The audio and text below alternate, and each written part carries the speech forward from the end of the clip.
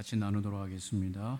하나님의 말씀 마태복음 21장 12절로 22절에 있는 말씀을 같이 보겠습니다.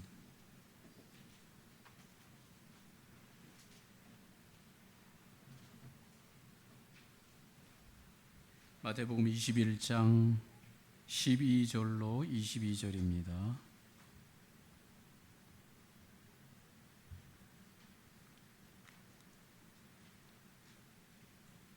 찾으셨으면 우리 마태복음 21장 12절로 21절까지 함께 한 목소리로 읽습니다. 예수께서 성전에 들어가사 성전 안에서 매매하는 모든 사람들을 내쫓으시며 돈 바꾸는 사람들의 상과 비둘기 파는 사람들의 의자를 둘러 엎으시고 그들에게 이르시되 기록된 바 내 집은 기도하는 집이라 일컬음을 받으리라 하였거늘 너희는 강도의 소굴을 만드는도다 하시니라.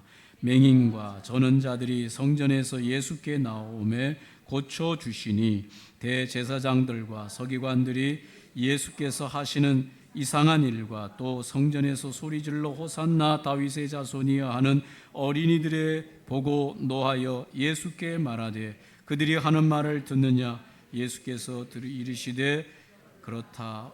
어린 나귀와 젖먹이들의 입에서 나오는 찬미를 온전하게 하셨나이다 함을 너희가 읽어본 일이 없느냐 하시고 그들을 떠나 성 밖으로 베다니에 가서 거기서 유하시니라.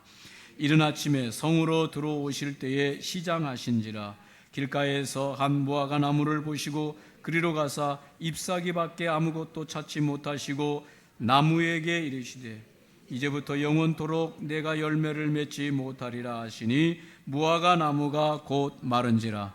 제자들이 보고 이상히 여겨 이르되 무화과 나무가 어찌하여 곧 말랐나이까. 예수께서 대답하여 이르시되 내가 진실로 너희에게 이르노니 만일 너희가 믿음이 있고 의심하지 아니하면 이 무화과 나무에게 된 이런 일만 할 뿐 아니라 이 산더러 들려 바다에 던져지라 하여도 될 것이요 너희가 기도할 때에 무엇이든지 믿고 구하는 것은 다 받으리라 하시니라.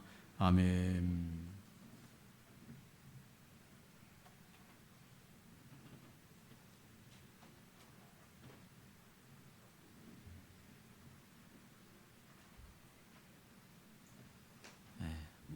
무더위 가운데 여러분이 건강을 잘 유지하시면 좋겠습니다. 오늘 마태복음 21장 12절로 22절에 있는 말씀으로 성전의 의미란 제목으로 함께 말씀을 나누기를 원합니다.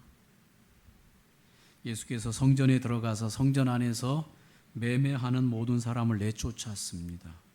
돈 바꾸는 사람들의 상을 뒤엎었습니다. 비둘기 파는 사람들의 의자를 뒤엎었습니다. 그들에게 이르시되 기록된 바 내 집은 기도하는 집이라 일컬음을 받으리라 하였거늘 너희는 강도의 소굴을 만드는도다 라고 말씀하셨습니다.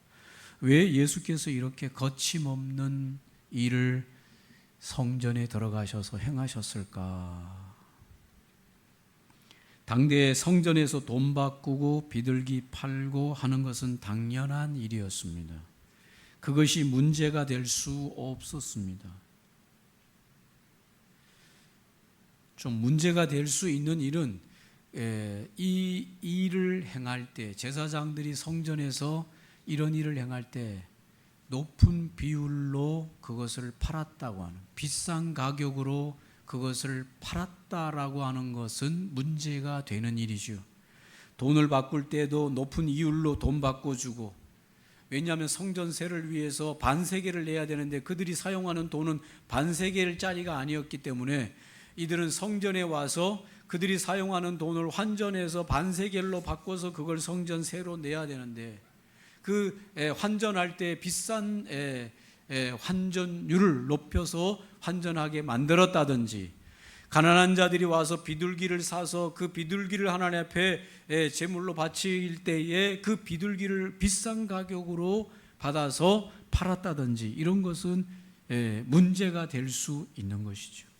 그러나 예수님이 그것 때문에 이 성전에 들어가서 돈 바꾸는 자들의 상을 뒤엎고 비둘기 파는 자들과 이런 모든 의자를 다 뒤집어 엎으면서 이런 격렬한 일들을 행하셨을까라고 하는 것을 우리가 생각해 볼 때, 단지 그런 부당한 제가격의 그런 일을 하지 않는, 그래서 그 수익금을 제사장들이 부당하게 그 수익금을 가져가는 것에 대한 분노였을까 생각해 보면 뭐 그런 것도 물론 있었을 것이라 상상할 수 있습니다만, 그것보다 더 심각한 문제를 예수님께서 지적하시고 계시는 것이 아니겠냐.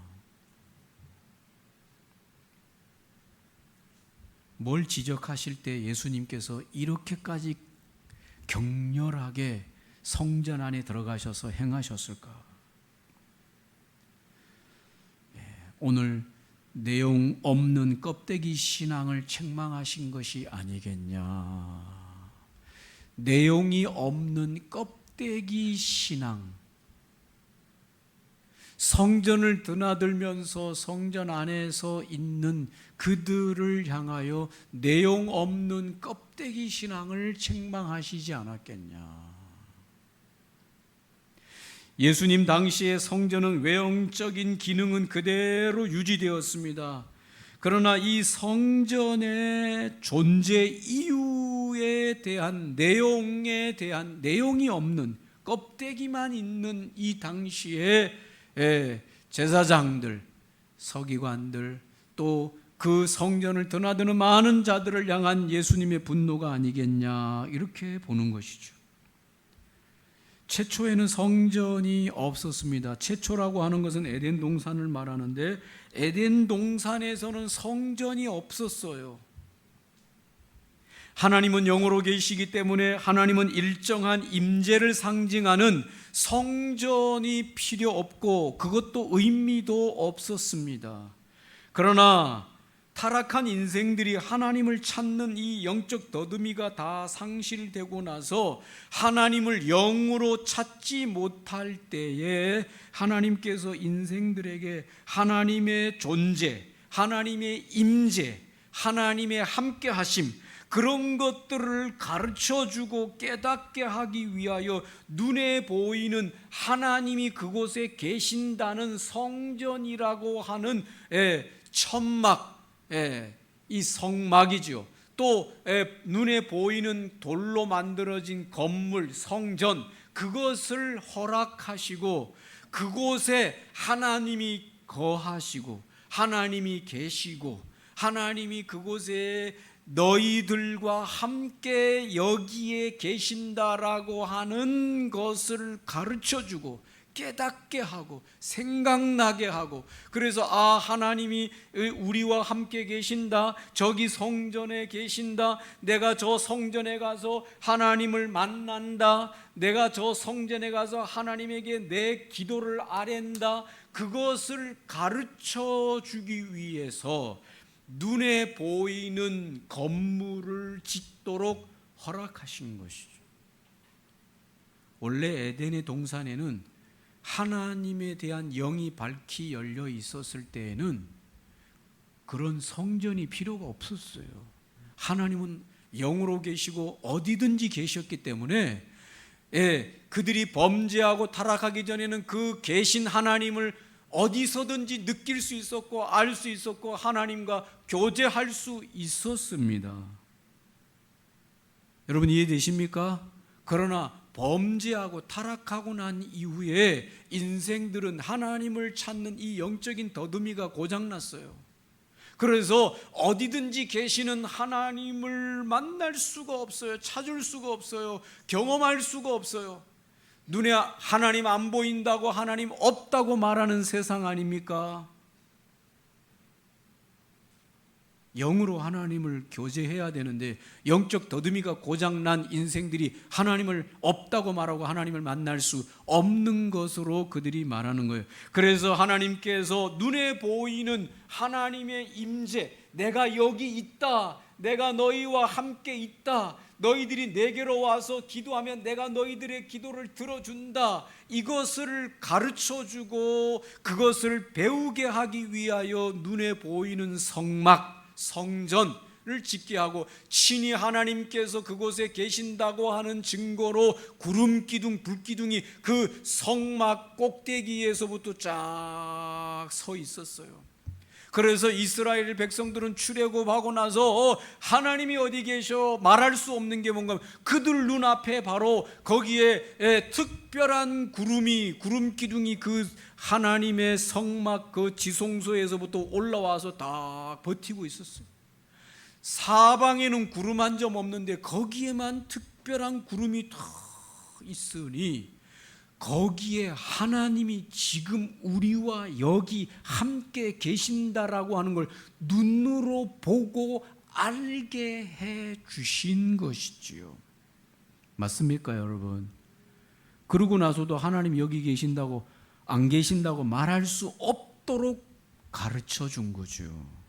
이게 성전을 주신 의미예요. 그러나 이 성전은 임시적이죠. 초등적이에요. 눈에 보이는 이 건물, 눈에 보이는 성막, 성전, 이건 임시적이고 초등적인 거예요.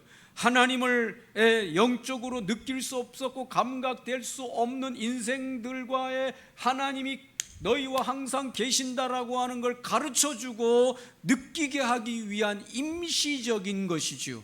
그러나 이스라엘 백성들이 정말 영적으로 성장하고 성숙하면 그 성전, 눈에 보이는 그 건물은 의미가 없이 사라져야 되고, 눈에 보이시진 않지만 어느 곳에든지 계시는 그 하나님을 영적으로 감각하고 그 하나님을 영적으로 만날 수 있어야만 되는 것이죠. 맞습니까, 여러분? 그래서 예수님께서 맹세를 말씀하시면서 마태복음 5장 34절에 그러나 나는 너희에게 말한다, 아예 맹세를 하지 말아라. 하늘을 두고 맹세하지 마라. 하늘은 하나님의 보좌이다. 땅을 두고도 맹세하지 말라. 땅은 하나님의 발등상이다. 그 말은 뭡니까? 하늘이든 땅이든 하나님이 어느 곳이든지 안 계신 곳이 없으니 어느 곳을 대고 맹세해서는 안 된다는 만큼 하나님이 이곳에 가득 차 있다는 겁니다. 할렐루야. 어떤 지금 현재 2024년을 살고 있는 이 현재 이 천문학을 연구하는 과학자들 중에서 뭐라고 말하는가 하면, 이 우주는 어떤 존재의 몸속과도 같아, 그렇게 말을 했어요. 이게 여러분 현대를 살아가는 2024년도에 천문학을 연구하는 그 연구학자들이 논문 속에서 뭐라고 말하는가 하면, 이 우주가 지금 우리 지구가 살고 있는 이 은하계뿐만 아니라 이 우주가 어떤 몸속과도 너무 흡사하다라고 말하고 있어요. 참 신기한 일이죠. 어떤 그런 상상을 했을까? 주님이 뭐라고 말합니까? 주님이 이곳에 가득해서 안 계신 곳이 없다.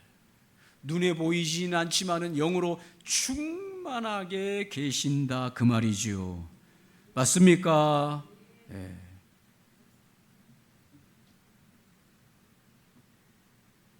광야에서 성막을 세우게 하신 것, 오늘 지금까지 예수님 당대까지 이 성전이 있게 하신 것은 그들에게 하나님의 함께하심, 하나님이 너희와 함께하심, 하나님의 임재를 깨닫게 하는, 그리고 하나님 앞에 나가서 기도하면서 하나님과 사귐이 가능하다라고 하는 것을 가르쳐주고 배우게 하는 방편이었을 뿐이다. 성막이 세워지기 전에, 성전이 세워지기 전에 아담이나 가인이나 아벨이나 아브라함이 그러면 하나님과 못 만났냐? 그렇지 않아요. 아벨도 제사를 지냈고 가인도 제사를 지내고 아벨도 제사를 지내고 아브라함도 제단을 쌓아서 하나님과 교통했습니다. 성전이 없었을 당시에요. 그럼에도 불구하고 그들은 하나님과 교통했어요. 하나님이 이곳에 계시는 줄 그들은 영으로 밝히 알았습니다. 그래서 그들이 예배를 받으시고 그들이 기도를 통해서 하나님과 소통하면 그들은 밝히 알았습니다. 영적으로 회복된 자들은 밝히 아는 것이지요.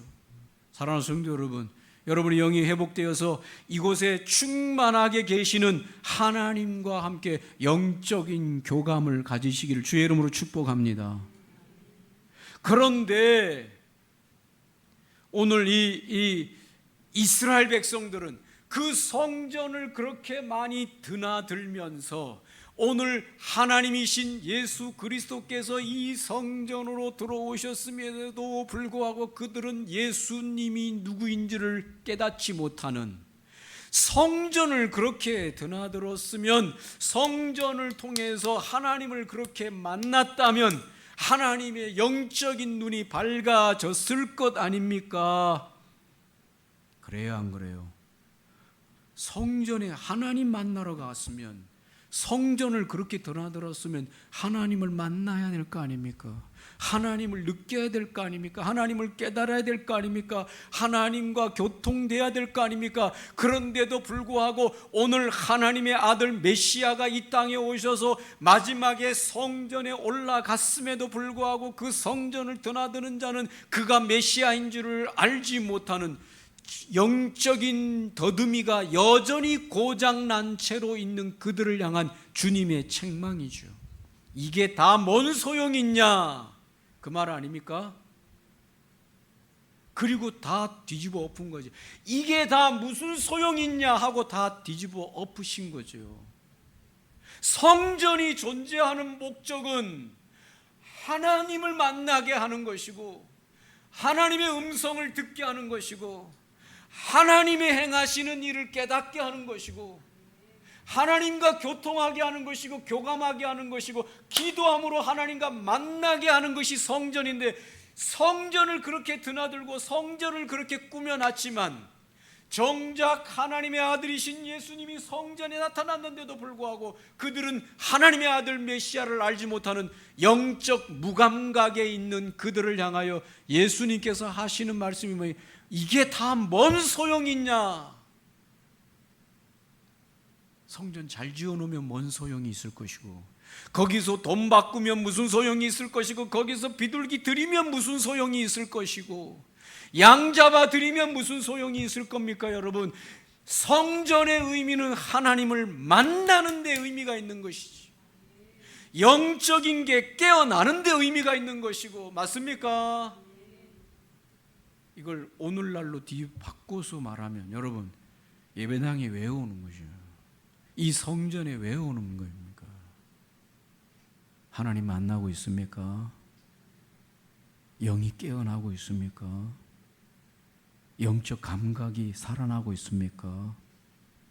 죽었던 영적 감각이 돌아오고, 마치 저 에스겔 골짜기에 마른 뼈다귀들이 뼈와 뼈가 마주치고 심줄이 연결이 되고 거기에 가죽이 입혀지고, 그래서 그것에 이 생기들이 살아나고, 그래서 하나님을 경배하고 하나님의 군대로 일어나는 영적인 회복, 영적인 감각, 몰랐던 하나님을 알아가게 되고 하나님의 더 깊이 경험하게 되고 하나님의 사람으로 거듭나게 되고 삶이 변화되게 되는 이런 성전을 드나들면서 영적인 하나님과의 교통을 통해서 영적인 회복이 일어나야만 이 성전의 의미가 살아나는데, 드나들기는 수십 년 드나들어도 영적인 감각이 전혀 없이 드나들고 형식적으로 비둘기 드리고 새 바치고 하면 무슨 의미가 있느냐고 주님이 상을 뒤집어 엎은 이유가 아닙니까?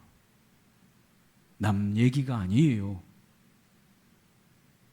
나를 배제해서 말씀을 듣지 마시고, 오늘 말씀 전하는 저 자신도 배제하고 말씀을 전하는 게 아닙니다. 한 번밖에 없는 이 인생의 기회를 지나가는 동안 성전을 그렇게 드나들면서 영적 감각이 살아나지 못한다면 주님의 이 분노의 대상이 되는 거죠. 우리는 주일날 예배당에 모여서 말씀을 듣고 함께 교제하고 기도하고 흩어집니다. 말씀을 잘 들었는지 못 들었는지는 흩어져 보면 알아요. 여러분의 직장에서, 여러분의 삶의 현장에서, 여러분과 사람들과 부딪히는 그 속에서 내가 정말 하나님을 감각하면서 이 사람을 만나고, 하나님을 감각하면서 내가 일을 하고, 하나님을 감각하면서 내가 모든 결정을 하는가 안 하는가, 이게 영적 감각이 필요한 것이죠. 감각이 살아나고 있습니까, 여러분? 살아나기를 주님의 이름으로 축복합니다. 언제까지 무감각하시겠어요?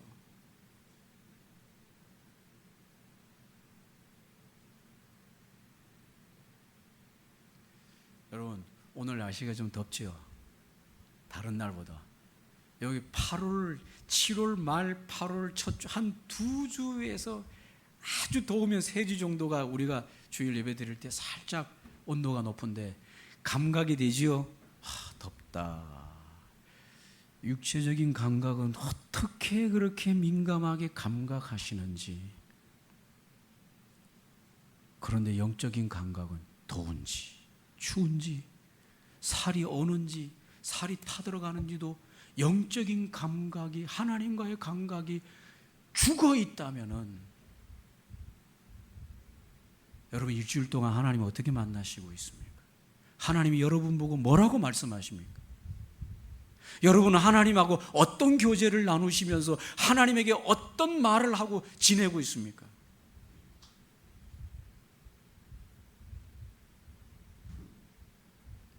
제가 요양원에 수년 동안 요양원 다니다가 코로나 때 잠깐 쉬고 다시 또 하나님께서 요양원 설교하러 가게 하시는, 요양원에 오신 분들이 어떤 분들입니까, 여러분?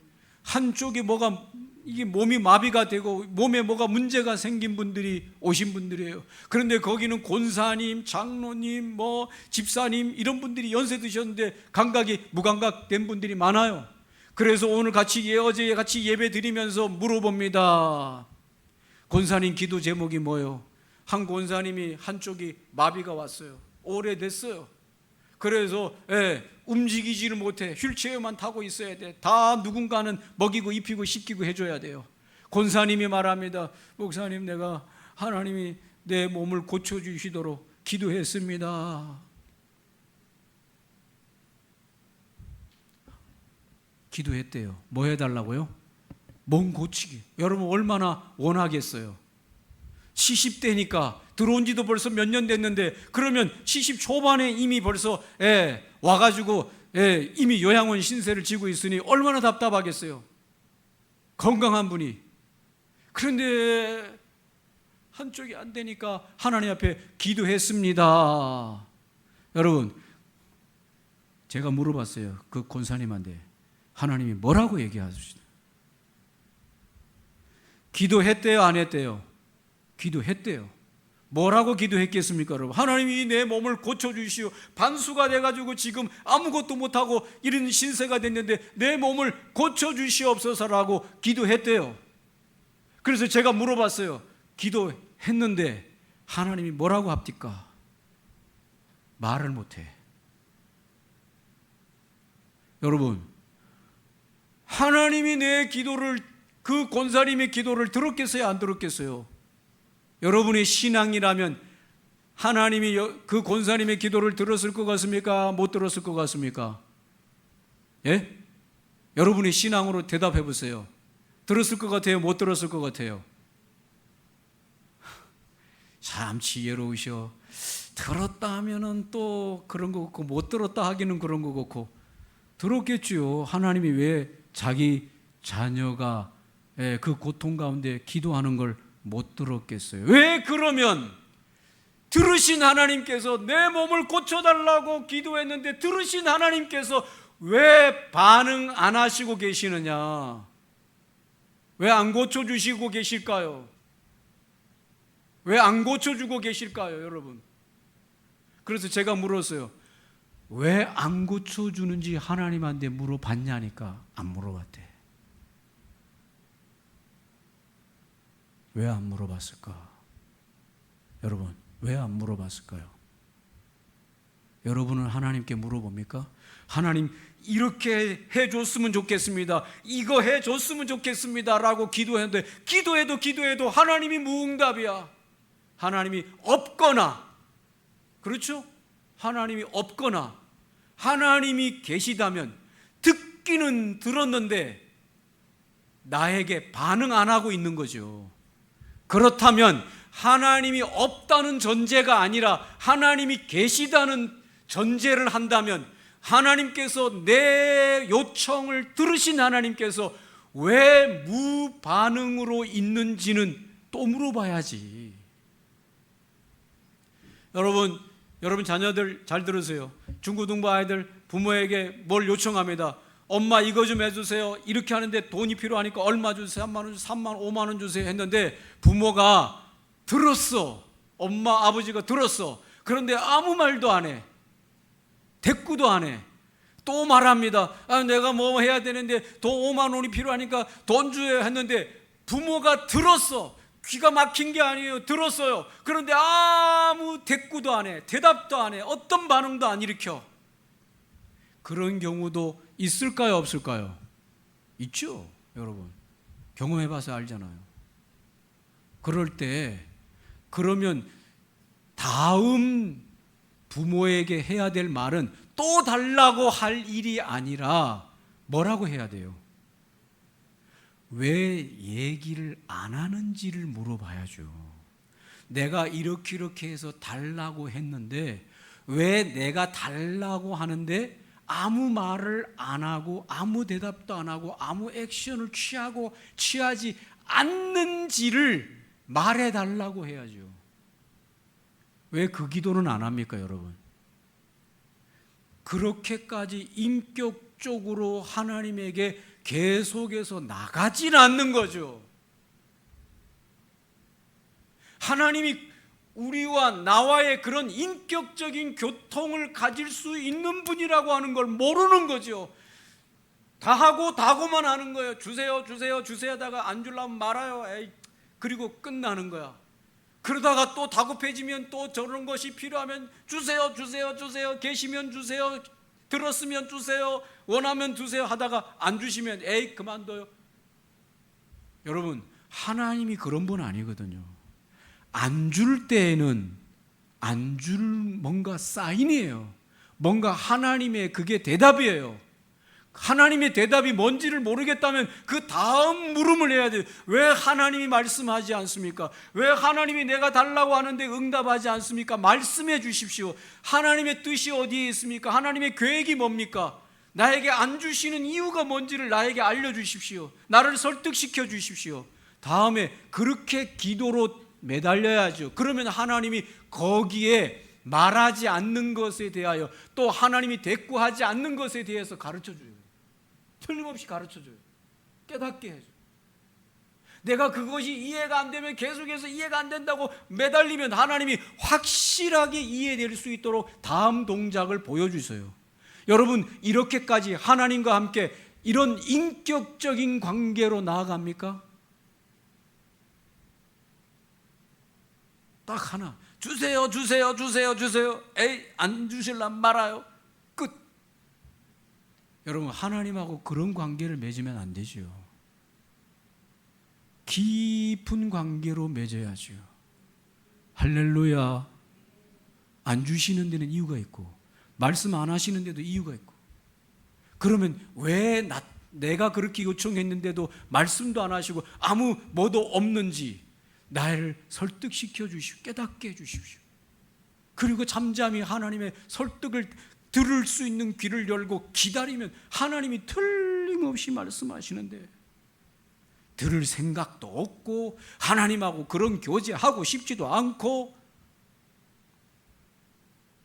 여러분, 언제까지 그렇게 영적인 감각이 무감각하겠습니까? 하나님과 더 깊이 들어가시기 바랍니다. 할렐루야. 여러분, 개인적으로 하나님과 깊은 사귐으로 들어가야 돼요. 더 깊은 영적인 교제로 들어가야 돼요. 들어가는 게 쉬운 게 아니에요. 그게 쉽게 될 것 같으면 제가 이렇게 소리 지르겠습니까? 더운데. 많은 사람들이 하다가 포기해버려요. 영적 감각을 깨우려고 하다가 몇 번 손가락 드세요 내리세요 드세요 내리세요 몇 번 물리치료 하다가 에이 안 돼요 안 되겠어 포기. 여러분, 육체도 한번 꼬부라진 몸이 이게 물리치료를 통해서 펴지는 데는 수많은 노력이 필요한데 영적 감각도 그렇게 쉽게 여러분 돌아오는 게 아닙니다. 포기하지 마세요. 하나님의 음성이 들리지 않고 하나님과 교통이 느껴지지 않고 하나님과 더 가까이 교통되어지는 것이 안 된다고 해도 그걸 포기하지 마시고 계속 하나님하고 붙어서 내 영의 감각이 살아나도록 하나님을 가까이에서 경험할 수 있도록 주님하고 붙어야 됩니다. 시간을 보내야 됩니다. 할렐루야. 성전을 드나드는 의미가 바로 거기에 있는 것입니다. 그런데 오늘 이스라엘 백성들은 그렇게 성전을 드나들어도 예수님이 그 성전에 들어와도 예수님을 알아보지 못하는 이 무감각함, 도대체 무슨 의미가 있습니까, 여러분? 수가성 사마리아 여인이 예수님에게 와서 묻습니다. 우리 사마리아 사람들은 이 사마리아에서 예배한다 그러고 유대인들은 저 예루살렘에서만 예배해야 된다고 하는데 어디서 예배해야지 예배가 들어집니까? 오늘 예수님께서 말씀합니다. 여인에게 말씀하셨습니다. 여인아 나를 믿어라. 이제 이 산에서도 아니고 예루살렘에서 또 아닌 곳에서 아버지께 예배 드릴 때가 올 것이다. 너희 사마리아 사람들은 알지 못하는 것을 예배하지만 우리 유대 사람들은 알고 있는 것을 예배한다. 이는 구원이 유대 사람으로부터 나오기 때문이다. 이제 참되게 예배하는 사람들은 영과 진리로 아버지께 예배 드릴 때가 오는데 지금이 바로 그때이다. 이 지금이 바로 그때입니다. 할렐루야. 여러분 예배 드리시기 바랍니다. 영적인 감각을 회복하시기를 바랍니다. 지금이 바로 신령과 진리로 예배할 때, 영적인 감각으로 주님과 함께 깊은 영적인 교제를 할 때예요.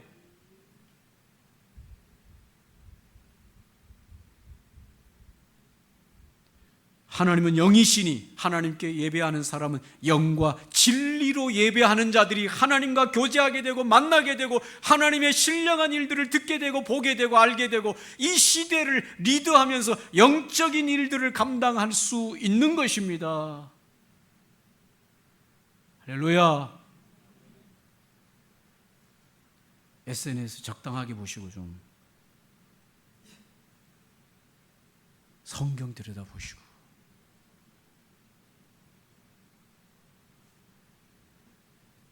조용한 시간들 좀 가지시고 여러분인데 일주일 동안 여러분에게 조용한 시간이 몇 분이나 있을까요? 아무것도 없이 그냥 조용하게 주님만을 묵상하는 시간이 여러분에게 단 몇 분이 있을까요? 어떻게 그 몇 분 가지고 하나님을 감각하면서 살 수 있을까요? 걱정스러운 거죠. 남의 얘기가 아닙니다, 여러분. 사랑하는 우리 빛사랑교회 성도들을 깨우기를 원하는 겁니다. 하루에 여러분이 조용하게 주님만 묵상하는 시간이 단 몇 분이 있습니까? 주님만 구하는 시간이 단 몇 분이 있습니까, 여러분? 그래서 어떻게 영적인 감각이 회복되겠어요? 저절로 회복되는 건 없습니다, 여러분.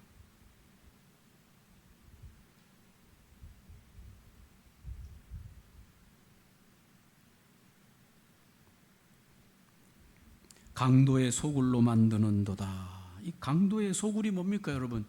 이 예레미야 7장 11절의 인용꾼데 예수님께서 이렇게 말합니다. 내 이름으로 일컬음 받는 이 집이 너희 눈에는 도둑의 소굴로 보이느냐? 보라, 나 곧 내가 그것을 보았노라. 여호와의 말씀이니라.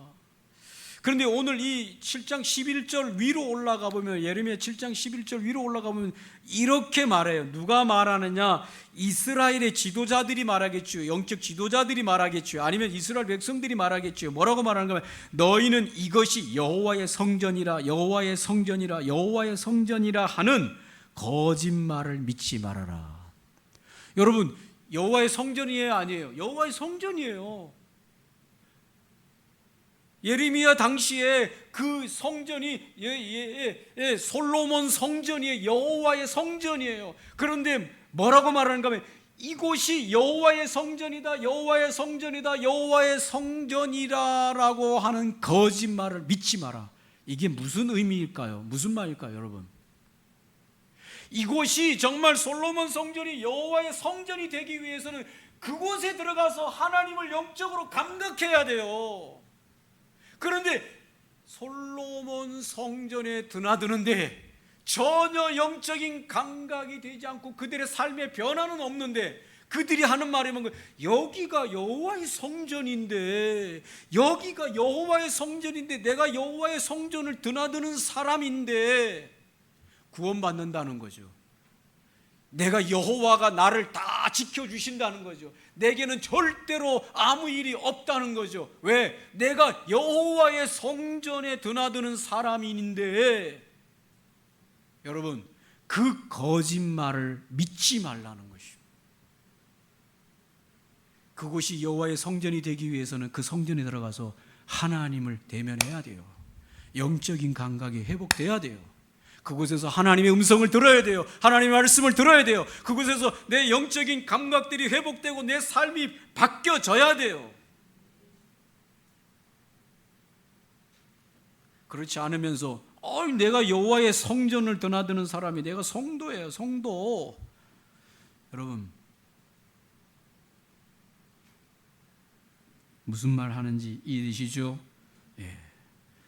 저는 저와 여러분이 정말로 영적인 감각이 회복되기를 소원합니다. 저부터 그렇고 여러분도 그렇고. 오늘 마지막에 보면 예수님께서 열매 없는 무화과 나무에게 가가지고 나무를 저주해요. 여러분, 이때 원래 무화과가 없어요. 열매가 없어요. 이건 하나의 퍼포먼스예요. 아시겠어요? 여러분, 열매가 없다고요. 지금 입만 무성한 때예요. 그런데 예수님이 가가지고 거기서 무슨 열매를 구해? 원래 열매가 없는 때예요. 그런데 예수님이 거기 가가지고 열매를 찾는다? 없어요. 없는 때예요. 그래서 예수님이 저주하시니까 이걸 말랐어요. 이건 하나의 퍼포먼스예요. 예수님께서 당신을 따르는 자들과 그 성전을 드나드는 자들을 향한 퍼포먼스를 행하신 거예요. 무슨 퍼포먼스? 열매 없는 무화과 나무는 이와 같이 마르고 죽는다. 여기서 말하는 열매는 뭘 말할까요? 성전을 드나들면서 하나님을 영적으로 감각되면서 그가 하나님의 사람으로 변해가는 열매가 없다면 저주받는 무화과 나무가 될 것이다 라고 말씀하시는 예수님의 퍼포먼스예요. 맞습니까, 여러분? 하나님의 말씀은 살아있습니다. 오늘도 저와 여러분이 예수님께서 이 성전에서 어린아이들의 찬미를 기뻐 받으셨습니다. 맹인과 저는 자들을 성전에서 회복시켰습니다. 그러면서 우리가 읽었던 마태복음 21장 14절에 맹인과 저는 자들이 성전에서 예수께 나오며 고쳐주셨습니다. 15절에 어린아이들이 성전에서 호산나 찬양하는 것을 주님이 기뻐하셨습니다. 이건 뭐 말해주고 있습니까? 성전은 회복돼야 돼요. 성전 안에 들어와서 영적인 맹인이 눈을 뜨고 저는 자들이 일어서고 이런 회복의 역사가 일어나는 것이 성전이라야 돼요. 그곳에서 하나님을 찬미하고 찬양하는 영적인 찬양이 회복되는 곳이 성전이어야 된다는 걸 보여주는 장면이에요. 의도적으로 주님이 맹인들을 고쳐주시고 의도적으로 저는 자들이 나왔을 때 그들을 이렇게 세워주신 것은 성전의 참 의미가 바로 여기에 있는 것이다. 영적으로 회복돼야 된다.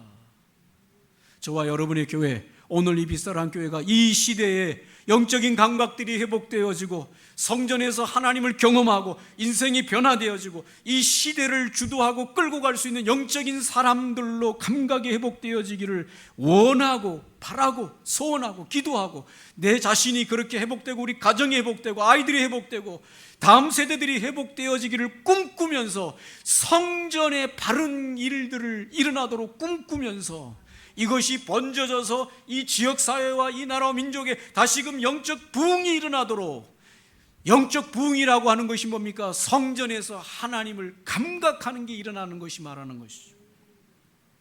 소원합니다. 소원합니다. 이 더운 날씨에 여러분 소리 지르는, 제가 뭐 때문에 소리 지르는지를 소리만 지른다 이렇게 듣지 마시고, 왜 저래 소리만 지르느냐 고래고래 그렇게 듣지 마시고, 주님이 상을 뒤집어 엎는 그 주님의 마음이 뭐였는지를 들으시는, 저는 상은 안 뒤집어 엎었잖아요. 그래도 마음 막 제 자신에게도 그렇고 막 불타올라. 영적인 감각이 더 회복돼야 되는데 이대로는 안 되는데, 여러분 안에도 이런 주님의 그런 거룩한 분노, 영적인 일을 위해서 내가 더 일어나야 되겠다, 이런 상을 뒤엎던 주님의 그 분노가 여러분 안에서 자신에게서 일어나서 주님과 대면하고 영적인 회복이 일어나고 시대를 살리는 교회로 일어나고, 그런 비전과 꿈이 회복되시기를 주님의 이름으로 축복합니다. 기도하겠습니다. 오늘 말씀을 기억하시면서 기도하면 좋겠습니다.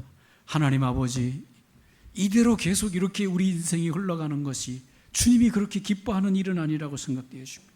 영적 감각들이 회복되고 살아나기를 원합니다.